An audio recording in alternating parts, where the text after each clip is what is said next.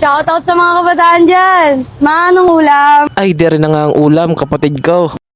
What's up mga kapatid ko? Ay, di rin na nga tayo magluluto na ng uulamin ni Neneng B. Joke lang. Ay, di panoorin ninyo mga kapatid kung paano natin lulutuin ang ulam ni Neneng B. Joke lang. Ay, baka makakabahagi muna sa inyo kahit 3 minuto o 2. Ay, napakasimple lang naman ang ating lulutuin ngayon mga kapatid.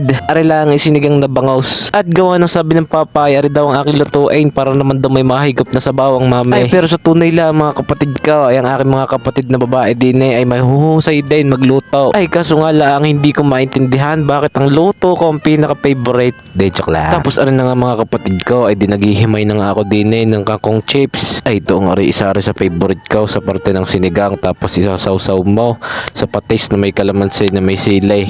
Ay, palag-palag na. Tapos habang nagigisa ako din kapatid ko, baka naman pwede ma-share mo ang aking vlog na rin. Pusuan mo na rin. Mag-comment ka na rin kung anong iyong gusto sabihin diyan. Kung ikay may sama ng loob o kung ano baga. Joke lang. Tapos ay di rin na nga mga kapatid ko, pinag-iitsa ko na din yung mga bangus na rin na galing pa sa ilog ng Euphrates din sa kaserola. Tapos haluin nyo lang, igigisa ninyo. Tapos bubusan ninyo ng tubig na galing sa Bulkan Taal.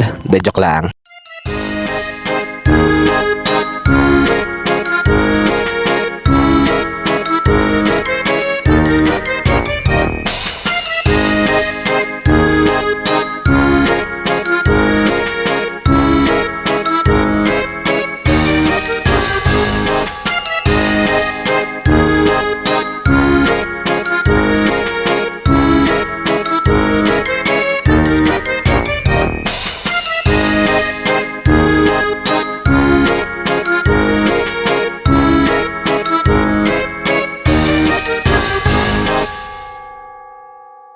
Ay, dahil na nga mga kapatid ko, ay luto na ang ating sinigang na bangos. Pag may nasabi pa naman din na si Neneng B, talaga naman, itutupi ko siya sa 8. Joke lang. Ay, siya mga kapatid, hanggang din na lang muna ulit. Ay, ako'y magtatanghalian na to ang pagkabango-bango naman na sinigang nare. Salamat ho sa inyong patuloy na panonood.